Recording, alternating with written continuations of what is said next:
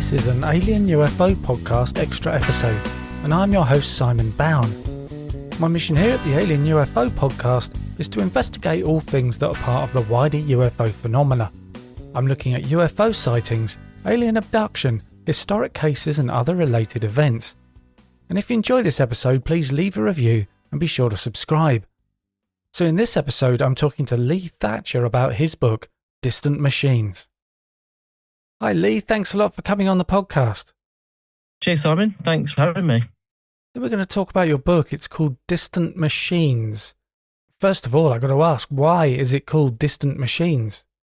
Why is it called Distant Machines? Well, I think I just didn't want to put a title that was obvious, with UFO. The subtitle is One Man's Story of UFO Contact, I know.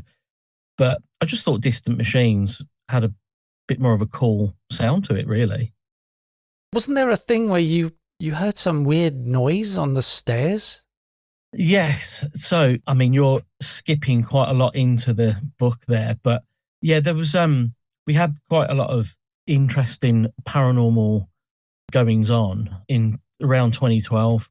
One of the things was I got up in the middle of the night, just walked down the stairs, and one of the steps, I can only describe it as being activated, and I heard this odd noise coming from the step, and I put my ear to the step, and I could hear these machines going on, and it sounded like a factory. I listened to it for quite a while. When I went under the stair, we've got like an open under stair sort of part where you can go under the stairs, and I tried listening from there, could still hear it, couldn't work out what was going on. Now, I'm quite a rational kind of person, and I always try and find a good explanation for things before going down the paranormal rabbit hole. Yeah, so I kept listening to this machine. I coined the phrase distant machines then, but I kind of thought, actually, UFOs can be distant machines. So that's why I named the book Distant Machines. But this particular story, I could hear these what sounded like a factory of some sort in the distance. Now this was like in the middle of the night. I got a drink, went back to bed, and then I think I mentioned it to my wife, and she just thought, another silly story, until she got up one night. We both couldn't sleep, and we were tossing and turning, and we said, should we just go and have a cup of tea? We went downstairs. She heard the machines, the distant machines. Were they paranormal? I have not got any explanation for it. However, I did listen to, I've listened to pretty much all your podcasts, and there was a guy that you had on a few weeks ago, I think, and I'm sure he mentioned something similar about hearing noises from the stairs. And it just struck a chord with me, and I thought, right, so I'm not the only one. But anyway, my wife, Lucy, she heard it as well. We were both sat on the stairs listening, and we could not work it out. I tried thinking, is it next door's washing machine at 2 o'clock in the morning? The walls are quite thin in these houses, so you can hear a lot of what goes on next door. The only thing that we put it down to, if we were going to go down the paranormal route, was the fact that behind our house is a big field, and on the field there are the remnants of what used to be some kind of building. And I spoke to a friend of mine who'd bought a house on the other side of the field, and he said on his deeds, it shows that there's some kind of factory or warehouse that used to be there. Some kind of weird time slip sound coming through. Possibly, yeah. The thing is, around about 2012 was when we had all sorts of weird and wonderful things happen. I'll try and fit it into chronological order. Yeah, 2012, I'd gone through. I've been into UFOs, the paranormal, ghosts, or everything to do with paranormal since I was a kid. I had my first UFO encounter when I was 10, about 10 or 11. with my stepbrother. We were in Ashburton Plainfield in Croydon, which is where I grew up. We were on our bikes and it was about 85, 86. We stopped. He noticed this thing before I did, and we got off our bikes. He would have been 17, 18. We were looking at this, what appeared to be a bright light in the sky. It was late afternoon, and I think the sun was starting to go down. So we were heading home anyway, and we saw this white light, and it was accompanied by other white lights. They were obviously far off in the sky. So as a kid, I'd never seen anything, like it before. These lights kind of moved in on each other and formed what looked like a diamond shape. And this thing, whatever it was, then lowered itself past the horizon, off in the distance, and that was the end of it. Weeks later, I began to have these nightmares, quite strange nightmares. Now, at the time, I didn't even think anything of them. I just knew they were a nightmare. So the nightmare was I'd be lying down on what I presumed was a table, and I'd be surrounded by what I described as the little workers. And I've always tried to maintain the description from being that age up until today, because I think the problem is with a lot of people that have had encounters over the years, sometimes they can embellish things a little bit and add little bits on. So I've always tried to keep the description as in keeping from when I was a kid. So I'd be lying on a table and I'd have the little workers around me, but I couldn't see them. So I couldn't see them, but I knew that these little workers were around me, and they were just discussing between them whatever they were doing, but they weren't talking. So as a kid, as an adult, looking back, I would say they were communicating telepathically, maybe. And then the next part of the nightmare, a machine would come towards me with at the time I described it as a conveyor belt of words, but they weren't words that I understood. They were kind of letters and numbers over the top of each other. So we would call them symbols, I presume. So this machine would come towards me and I'd have to look at the machine and look at the symbols, and that was it. That was the end of it. Now, as a nightmare or a dream, it's not really that frightening, but I was absolutely terrified. And I had this reoccurring nightmare, the same scenario, probably 5 or 6 times over the period of weeks, months, and then it just stopped.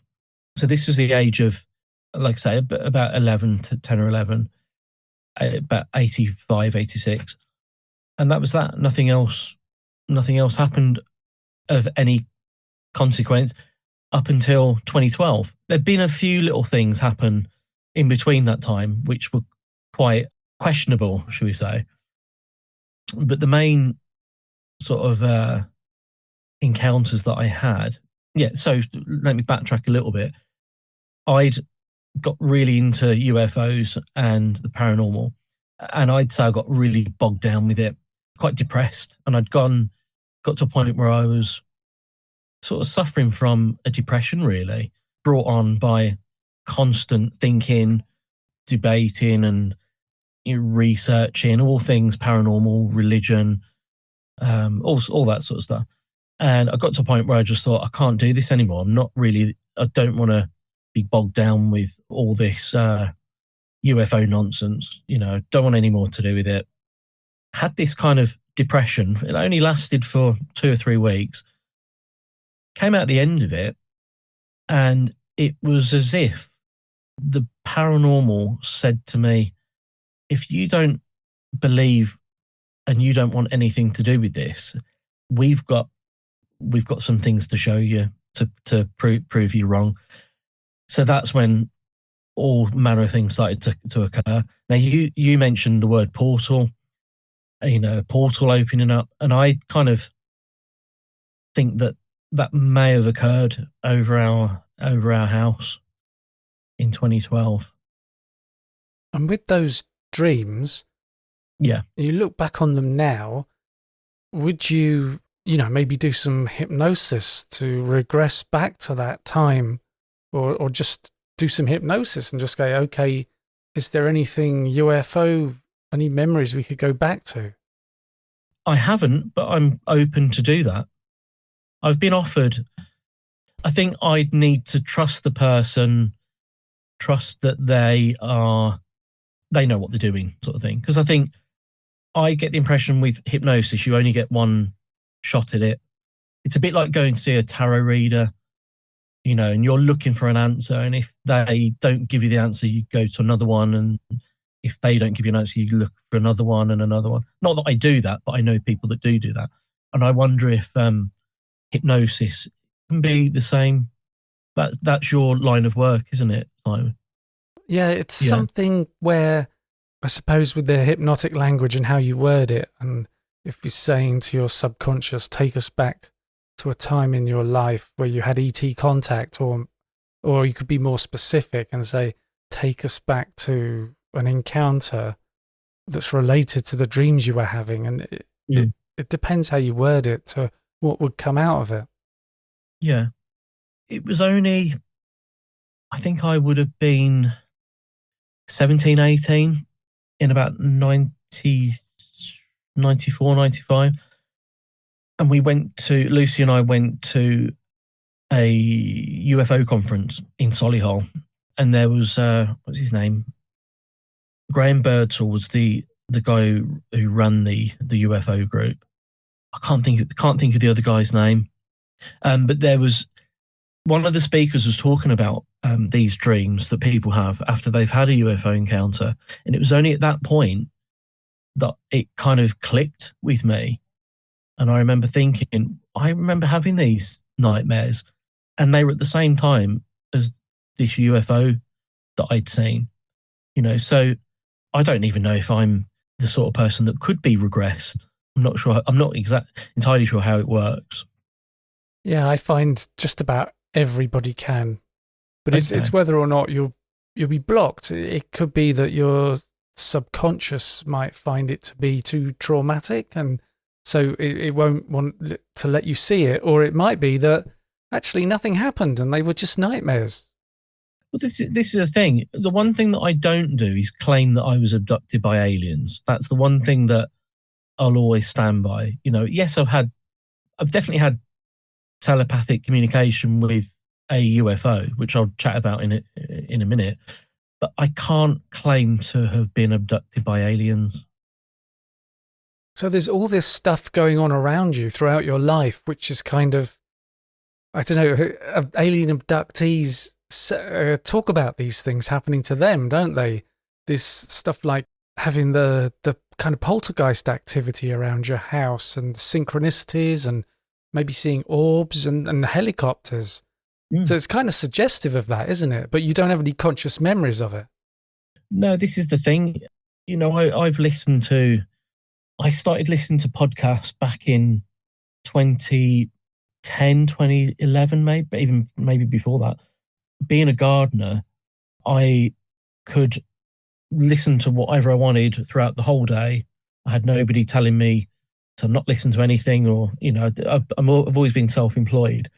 So being a gardener and working for myself, I used to listen to UFO podcasts 7 or 8 hours a day, every single day, and I'd listen to as many other people's stories as possible, which is what I'm quite interested. I'm interested in the history of people, the history of not just what they have experienced from the paranormal, but how they grew up. And I think that's with Distant Machines, the book, I tried to portray how I grew up, maybe why I have had these encounters. And it's made me wonder if I had quite a turbulent upbringing. A lot of people that I speak to and listen to who have had paranormal experiences and UFO encounters have often had turbulent upbringing. So I wondered if there was, a case for that.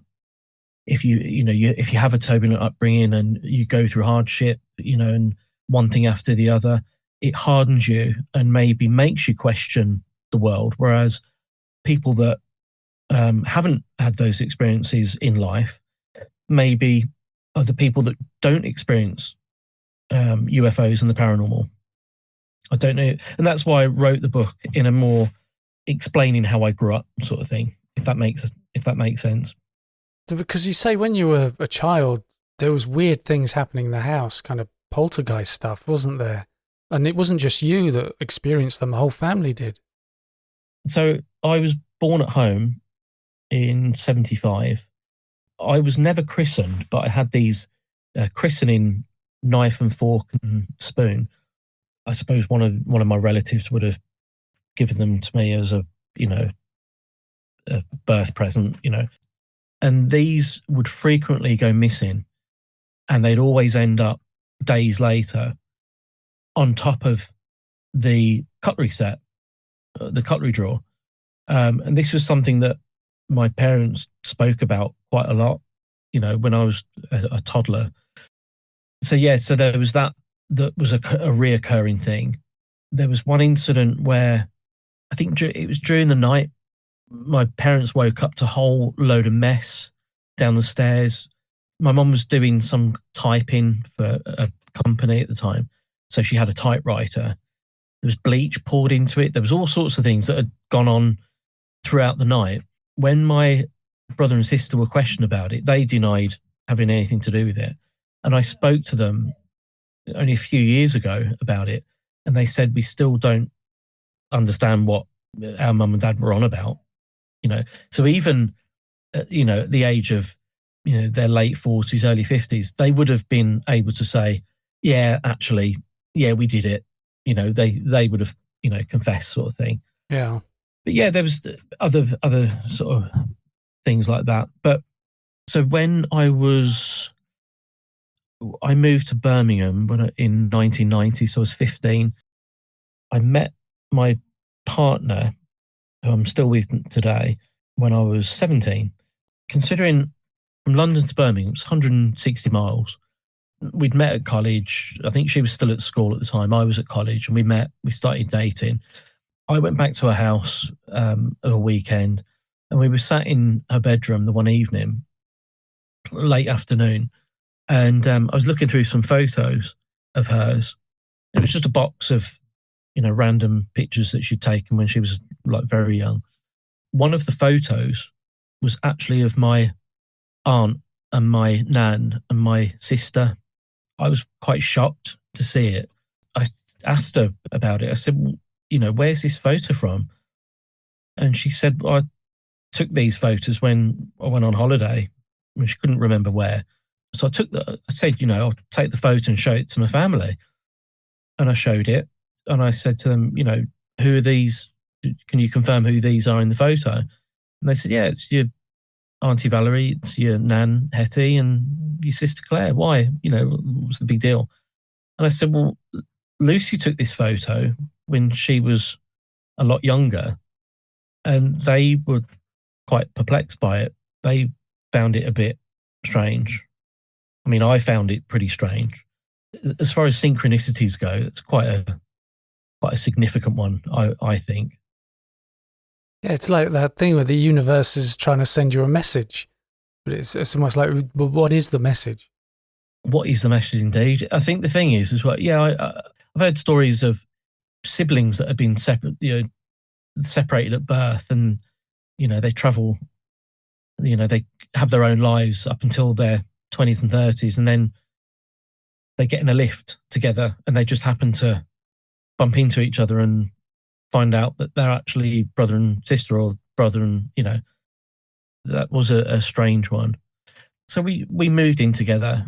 Before we had children, we lived in some pretty not great flats, should we say.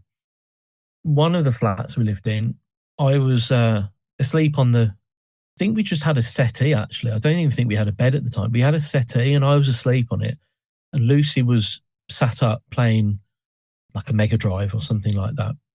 And she said, she woke me up, and she said, something weird's just happened. And I said, well, what?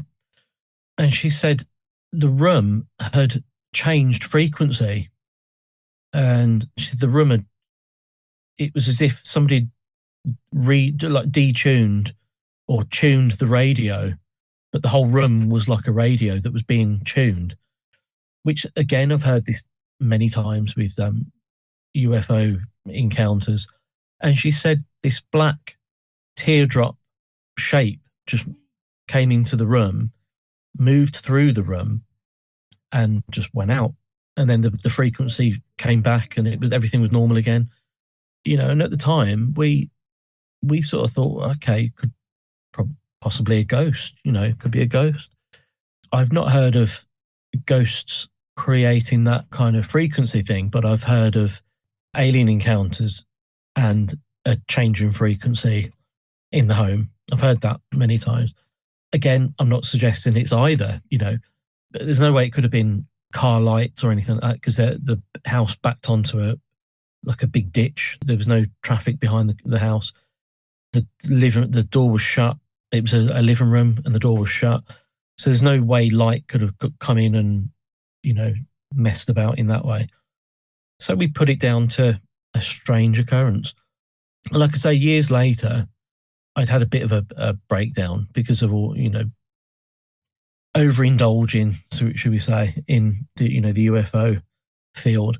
And the world of the paranormal turned around and said, right, we're going to give it you with both barrels. So 2012, the summer of 2012 was quite an interesting time. I'm trying to think of the first thing that happened. That was right. I was listening to podcasts at work. One of the podcasts, it was a guy who said that he could summon UFOs. Now, it wasn't Stephen Greer. It was somebody else. And he said, all I do is, I meditate for a while and I put an intention out and these things turn up. Well, I thought, well, how hard can that be? And I put it off for a while. Anyway, it was in Edgbaston in Birmingham, and I was working, came lunchtime, and I thought, right, I'm going to give this a go. So I went to the back of the customer had gone out to play golf, I think, and quite a big garden. I sat at the back of the garden and I thought, right, I'll put my sandwiches to one side and I'll sit and I'll meditate and I'll ask to see something. Within a minute or two, I could hear these helicopters. And I thought, okay, it's a helicopter, great. And it was getting louder. So I thought, I'll walk onto the lawn and see, check out this helicopter. And I looked and it was actually 3 helicopters. What I was watching was 3 helicopters circling an orb, like a dark orb the size of a car, like a small car. And I described it as a Pokemon ball shape because it had a dark shade underneath and a darker shade on top, almost in 2 halves. And this thing was above the tree, above the rooftops. And it was, you could see this orb, for want of a better word, moving in my direction, and these 3 military helicopters just circling it. And I looked and I just thought, how dangerous is this is so dangerous. If these helicopters were to touch blades with each other, it seemed that close. And it was as if it was kind of ushering this orb out of the way. This orb was trying to come towards me.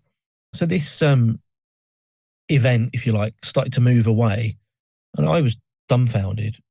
At no point, and I'm sure your listeners will forgive me for this, but I didn't get my phone out. I didn't even think to get my phone. And I think that is, again, it's a common thing. Didn't think to get my phone out until it had gone. So then I got my phone out and I thought, right, I'll give Lucy a phone. And I said to her, you'll never guess what I've just seen. And she said, before you go any further, she said, who's on the phone with you? And I said, no one's on the phone. She said, I can hear somebody on the phone with you.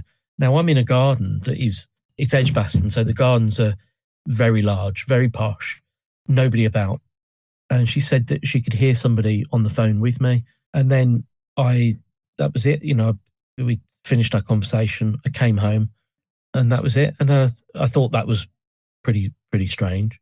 And then it would have been week or two later, I thought, I'm going to try this again. I was off work. This is all, so what I'm explaining now all happened within a matter of weeks of each other. It was a day off work.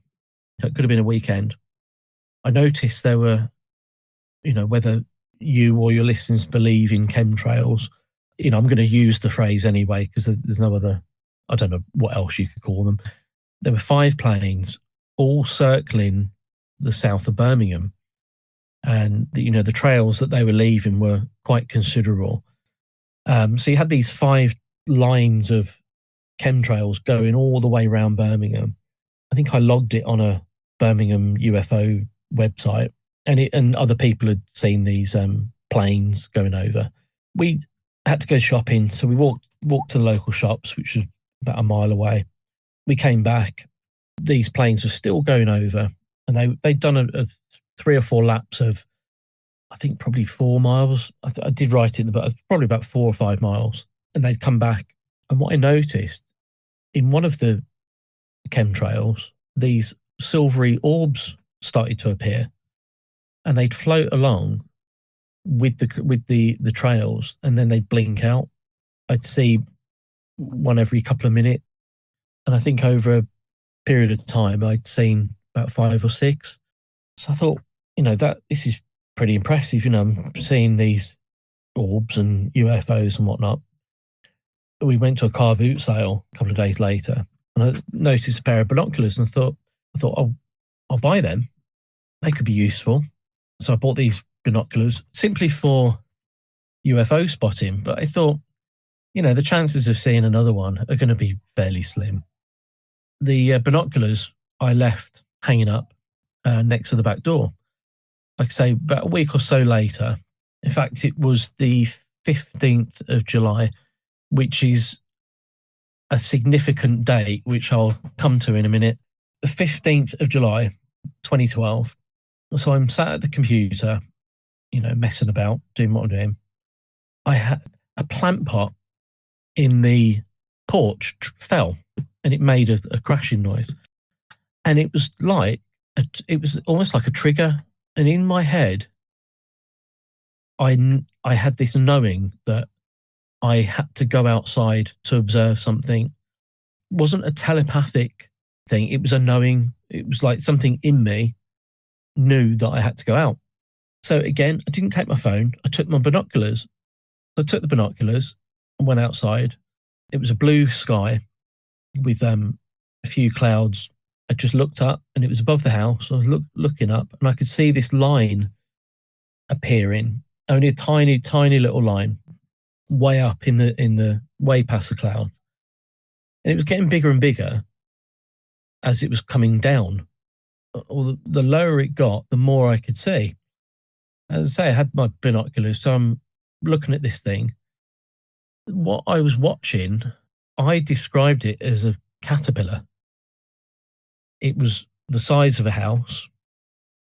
It was just below the clouds, and it was made up of probably 7 or 8 red and white orb it was like a structure of orbs stuck together, and the head of it had 2 horns, and the bottom of it, like the tail end, had 2 hooks, and the hooks were kind of moving almost like a caterpillar caught on a piece of thread. It was kind of contorting, and the head of this thing was it looked like it was in a cup, and it was glowing from the inside. So it was almost like, I want to say it was like plasma. It wasn't it's really difficult to explain. Anyway, I hope I've explained it enough for you to get an idea. So that it's like, imagine the Hungry Caterpillar from like the 80s books, but red and white with horns on the top and hooks on the bottom. So we watched this thing writhing around in the sky. Called Lucy, and I said, come and have a look at this. Tell me what you think. She's not remotely religious, but the first thing she said was, "Is that an angel?" And I looked at her and I thought, what an odd thing to say. That's not the kind of vocabulary that she would normally use. And she said, that's the first thing that came to my mind, was that it's an angel. Anyway, I called the kids and I said to them, tell me what you can look at. I mean, they swore a couple of times. And what on earth is that? And we were watching it for a minute or two, and I could see it with binoculars. It was filled up the binoculars, so I could see it in. If I had a camera, it would be the smoking gun. It's as simple as that. But I didn't have binoculars, and the way I look at it is that was for my eyes only. It wasn't there to be captured on film. It was just for me and Lucy and the children. So that was that, and this thing just rose up back into the sky. Now I made a report of it on, I think it was Haunted Skies website, which isn't live anymore. Anyway, I made a report about it.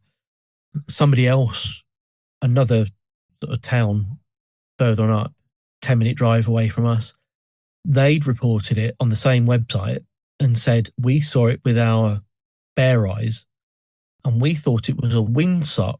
Now, I didn't quite know what a windsock was until I researched it. And it's one of those, it's like a tube thing that wind goes through. I think at airports, they call it a windsock. That's what he described it as.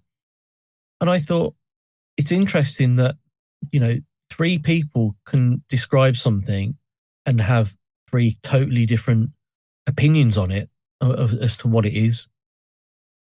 Yeah, that's something we hear with UFOs, isn't it? With different people will see the same thing, or they'll be standing next to each other, but they'll see something different. Totally different, yeah. When I was a kid and I saw the UFO with my stepbrother, years later when we'd moved to Birmingham, and it was probably about 2012 when I was having all these UFO and paranormal stuff happening. I got in touch with him because I thought, I wonder if he remembers. Now, I lost contact with him pretty much as soon as my parents, my mum and my stepdad split up in the late 80s. Anyway, I messaged him on Facebook and I said, do you remember this UFO that we saw? And he claimed to have no knowledge of it whatsoever. And I thought, am I going mad? And I even thought, did I see it with somebody else? But I'm 100% convinced that it was the 2 of us, because I remember coming home with him, discussing it with our parents, or our respective parents. They were dismissive of it. They were like, yeah, that's great. What do you want for tea, sort of thing. Now, he said to me, I don't know what you're on about. I don't remember seeing any UFO.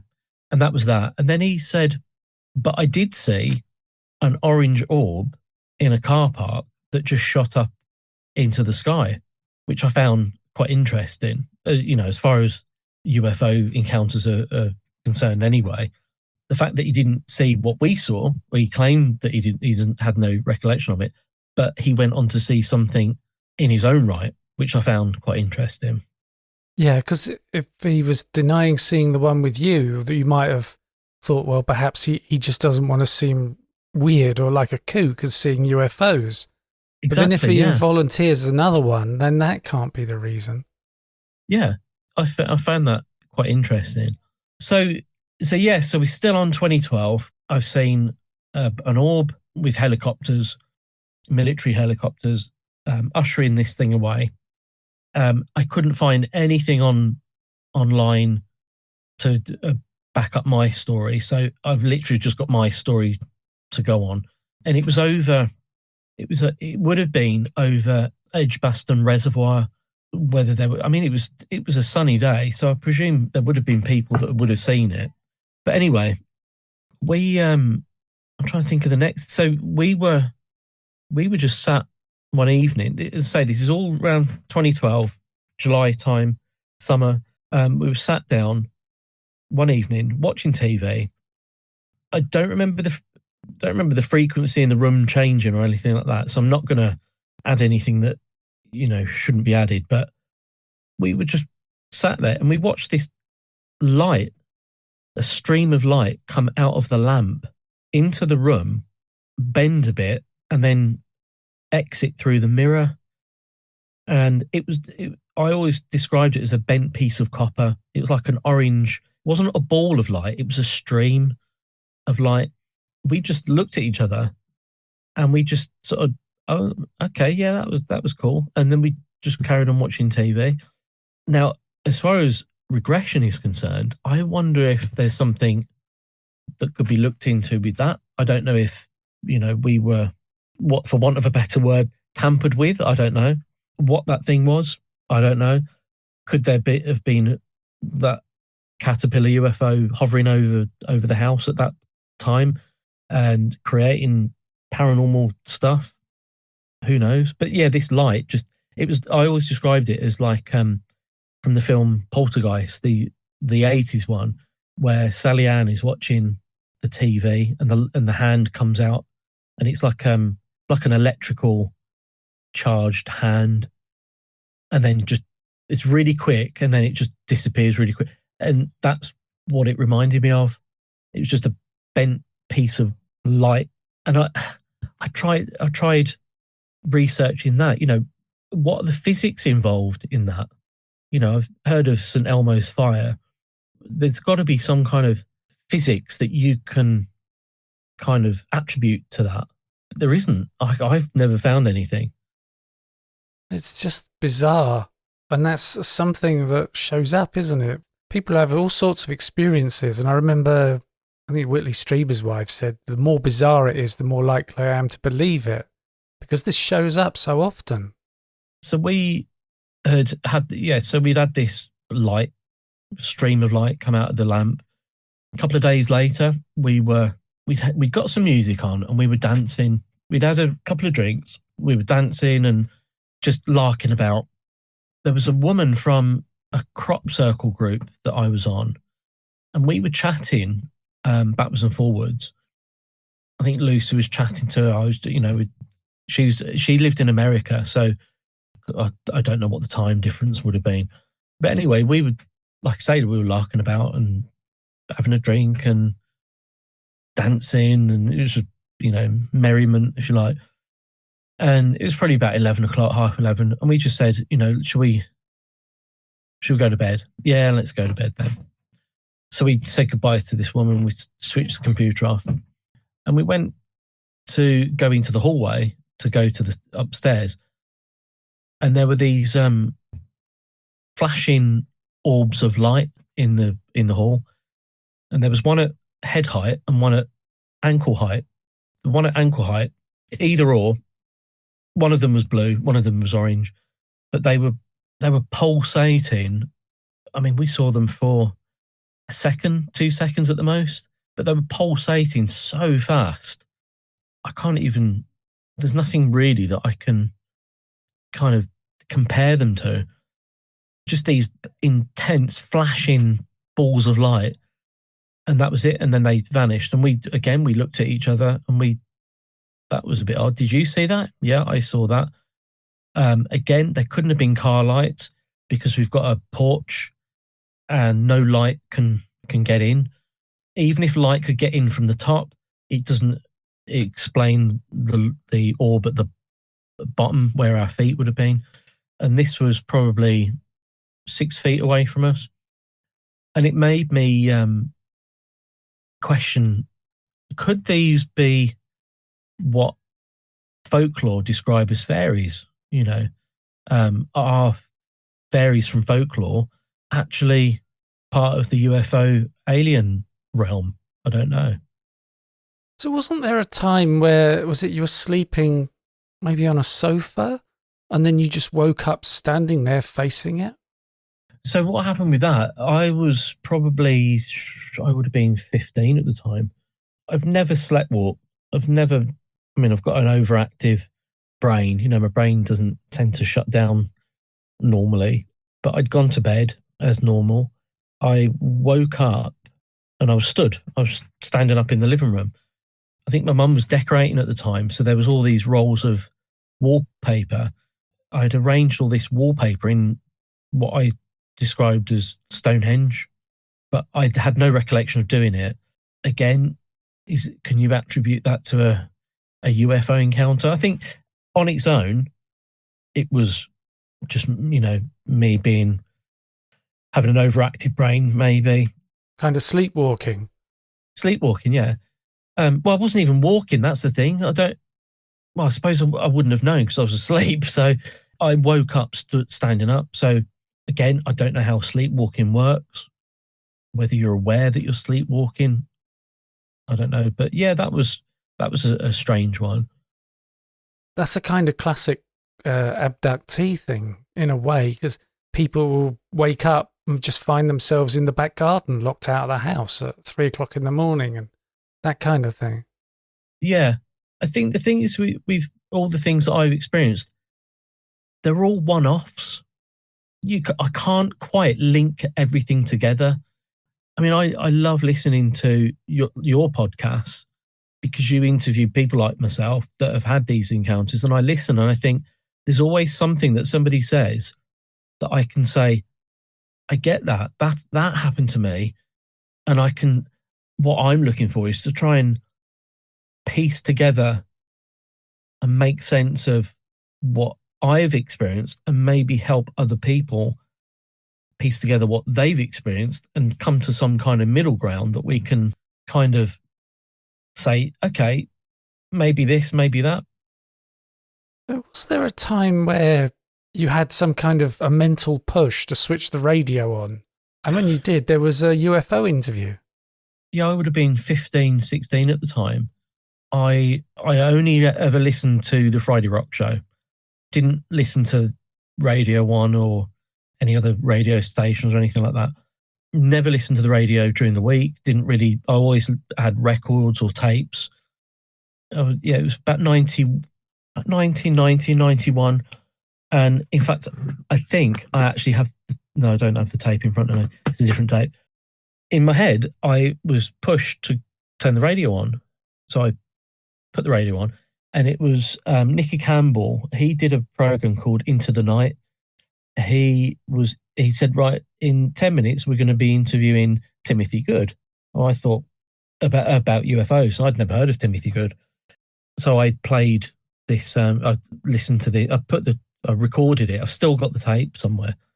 And I thought, so why did I put the radio on at that time? That particular thing that about UFOs came up. What's interesting is that I could only record up to the last 10 minutes of the interview. So I never listened to the last 10 minutes of the interview. Years later, I managed to find an audio collection on the internet of that particular interview with Timothy Good. So I managed to listen to the end of it. But I also found, I mean, I'm going into another realm here, but there was another audio clip that I listened to, which helped me better understand UFOs in the Bible.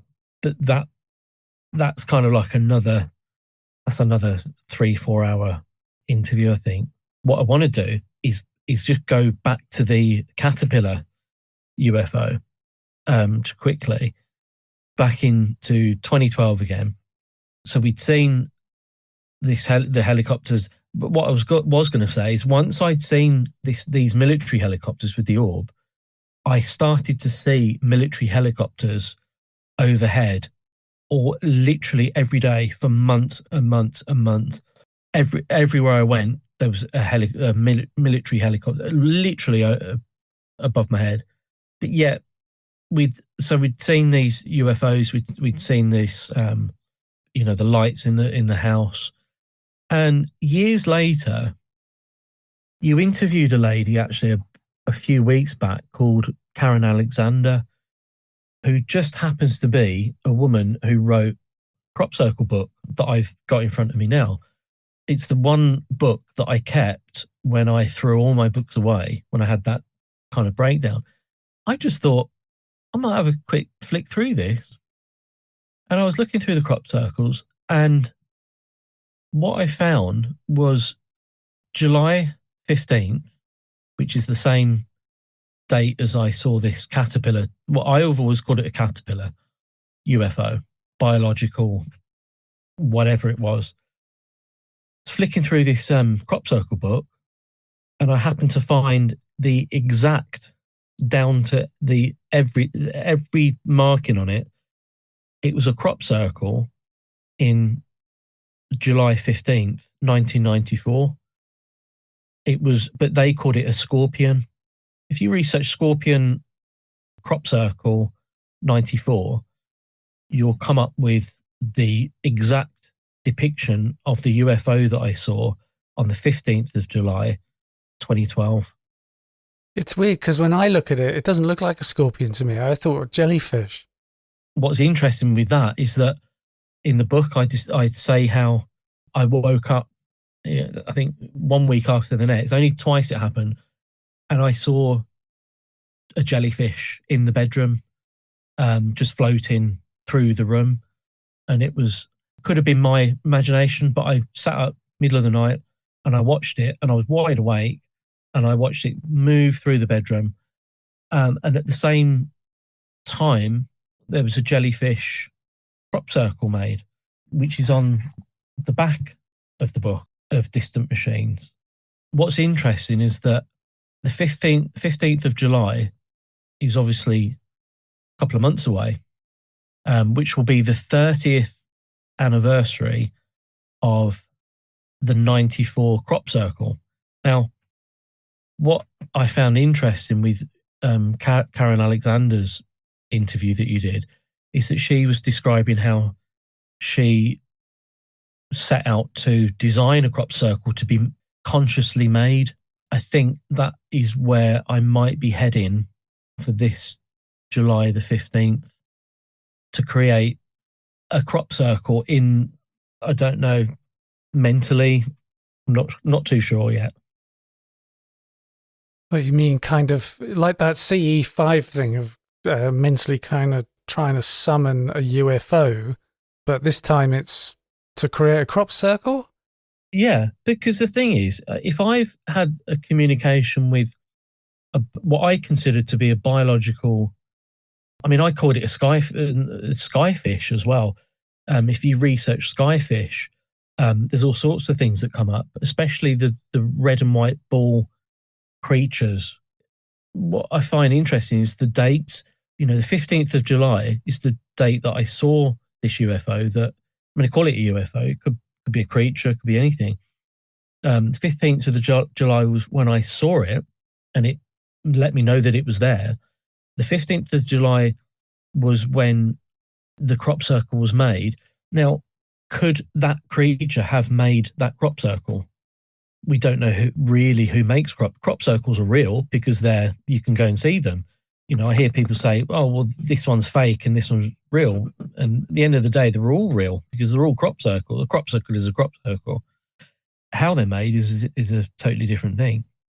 I mean, I may be onto something, I may not, but watch this space. I think nothing may happen. I don't know. We'll see. So wasn't there a time when you talked to your nan and she told you about people in your family that had seen ghosts? So I lived with my grandparents just before I moved to Birmingham. I lived with my grandparents for 2 years, with my mum and my younger stepbrother. And during that time, I used to go to the library quite a lot in Ashburton. At the time, if you were a kid, you had a pass for the kids' library, which was okay, but it didn't really serve me well. I mean, I got Tintin comics and that was about it from there. But I wanted stuff from the adult library. So the only way to do that was to get an adult card. But because I wasn't an adult, I couldn't get a card. So my nan said, well, you can use mine if you want. So I'd go to the library and I'd get as many books as I possibly could on. Funnily enough, UFOs never really interested me much as a kid. It was more the paranormal, ghosts, spontaneous human combustion, all that sort of thing. Anyway, I bring these books home, and she said, "Oh, what you got?" And I said, "Oh, I've got these paranormal books." And she said, "I seen a ghost. I saw a ghost." So I said, "Okay, And she said, a few people in the family have seen ghosts. So I questioned her about it, and she said that she was in Scotland with my granddad at the time. I think it was Dundee, and they were in some sort of castle come hotel. And she said that during the night, she woke up and she could see this silvery thread moving around the bedroom. I don't think I wrote this in the book, but I think she thought it was some sort of cobweb or something. She turned over, tried to get to sleep, turned back again, and there was a woman sat in, I suppose, Victorian-ish clothes. They could have been Edwardian, Victorian. They were old clothes. And this woman was just sat next to her reading a book. And she tried waking my granddad up, but he wouldn't wake up. Yeah, so she was, that was her thing. That was her ghost story. And then she said, your uncle had a couple of encounters. So I asked her about them. Some of my family are builders, so they're kind of, a bit rough and ready and no nonsense kind of people, jokers, all that sort of thing. Derek, his name, my uncle, he was working in a loft, doing a loft conversion, and I think they'd had to hire the loft somehow. And he said that this cavalryman or some sort of guy in uniform with, he called it a cavalryman, just appeared, but he was halfway into the roof that he was building, which sort of suggests that whatever this apparition was standing on the level that was there previous to the loft conversion that was being built. So, which, brings up so many questions about the fabric of time and the fabric of space around you, what gets imprinted. It's almost like having a camera and having a double exposure. You're getting two things on the one film, but which one is right? And I suppose it goes hand in hand with the stone tape theory as well. Yeah. But another quick thing with him, he said that he was working in his garage, and his garage kind of faced the road, I think, and he could hear this train pull up in front of him and all the carriage doors opening and shutting and the train moving on. And there's no train there. There's the remnants of a train track, but it turned out that there was a train station near where his house actually was at the time. Again, it's not just organic material that gets captured in the fabric of time that gets replayed as a ghost. It's trains as well, by the sounds of it. But my sister, when she was alive, I was chatting to her the one day, and she said, I remember seeing a black triangle UFO over, I can't remember, was it an airport? It was down south somewhere, Heathrow maybe. But she said that she watched this black triangle overhead. So yeah, so there's a few different stories in the family. So what is your most recent experience? Is it still going on today? My most recent experience, I'm going to say it all pretty much culminated in that. It was all pretty much in the July of 2012. I think, see, part of my story, if you like, I grew up having this feeling of having a mission. And I've spoken to other, I don't want to say abductees because it makes me sound like an abductee, and I don't class myself as that. But I've spoken to different abductees, and they've all said the same thing. They feel like they have a mission. And the mission that I kind of worked out was, now I'm not religious, and I don't, want that to be made very clear, but my interest is UFOs in the book of Revelations in the Bible. And I was always drawn to that growing up. And if you or your listeners have ever read the book, it's just a bizarre story. But the more I read it, and the more I scrutinized it, and the more I slept on it, and the years went on, the more I realized the book of Revelations is a classic UFO abduction case. That was my mission, if you like. That's how I see it anyway. To kind of put it all into a book and to present it to the world, if you like. And that is your other book. It's available, isn't it? It is available. I think you've got a copy of it. I think you got that copy before Distant Machines. Yeah. It looks like you put a lot of work into it. It's actually quite a short book. I mean, I think word count, it's about 70,000 words, which in all honesty, it's not a massive book. However, yes, there's a lot of, it's years worth of research, and I pretty much wrote it back in 2012. And when I started doing, I was invited to do a number of talks, lectures for UFO groups. At the time, I didn't have the information about the crop circle that I'd found. So that is actually relatively new. But yeah, I used to do these talks on the Book of Revelations and the hidden meaning of what the book was saying as regards alien abduction. And I tell you, I did a radio show, and it took 6 hours to try and explain it, and I still couldn't get to the end of it, because it's that in depth and that intricate that it's a bit of a mind bender. But I think once you read it, the book that I've written, it makes perfect sense. I think if you're interested in the alien abduction sort of, hypothesis, and the ancient alien hypothesis, if you like, the book goes hand in hand with that. Again, it brings up more questions than it answers. Could you tell everybody, how do they get hold of your books? So I have my own I call it a publishing company. It's not quite a publishing company, but it's called Skyfish Publishing. So you'll be able to find 3 of my books on there.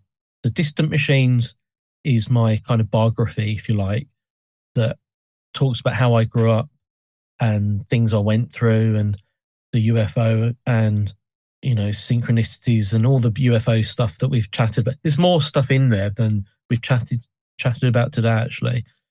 So that's Distant Machines, and then you've got Revelation. I forget what it's called. Revelation, an Alien Abduction, I think. Got it right here. Go on. An Ancient Alien Encounter. That's the one. Yeah. Which, yeah, like I say, that describes how the Book of Revelation in the Bible is nothing more than a alien abduction. And once you read it, once you see how I've kind of pulled it apart, it will make sense. It'll make total sense. If you're into the UFO thing and you're into the ancient alien thing, it will make total sense. But what I do is what I suggest in that book is to have a Bible handy, and also have a copy of Stellarium.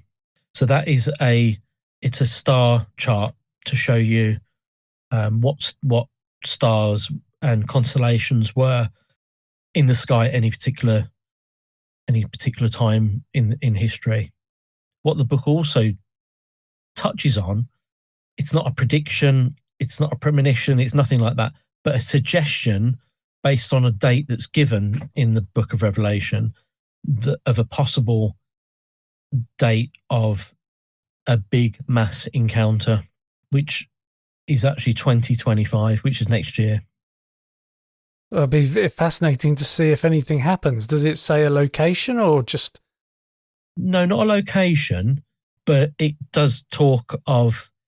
So that I'm trying to. This is why it's it's so mind bending.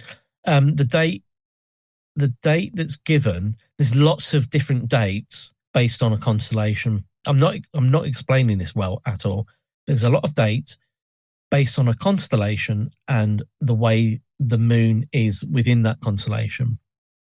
And the dates present themselves periodically throughout history, but they also touch on 2025. And then I think the next one is 2054 or something.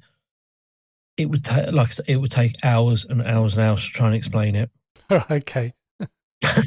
Suppose I should say you just have to read the book. Yeah.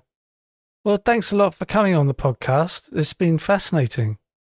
My pleasure. Yeah, I've enjoyed talking. It's quite funny actually, because listening to your podcast and being on the other side of the podcast is quite cool. All right. Well, yeah, thanks a lot for coming on. Thank you, Simon. Thanks for having me on. So that was an interview with Leigh Thatcher about his book, Distant Machines. And a great way to support this podcast is to sign up to Patreon, where you can get exclusive access to extended episodes. Just go to patreon.com/Alien UFO podcast. If you join the $2 a month tier, you'll have an extended episode every month. And if you join the $5 a month tier, you'll have access to an extended episode every week. And when you sign up, you get access to the episodes in the back catalogue, and they are ad-free and are released 2 days before the free versions. And if you want to give the extended episodes a try, you can now do a 7-day free trial. And if you enjoy this podcast, please leave a review and be sure to subscribe on Apple Podcasts, Spotify, or via your favourite podcast app to make sure you don't miss out on any episodes. And thanks for listening.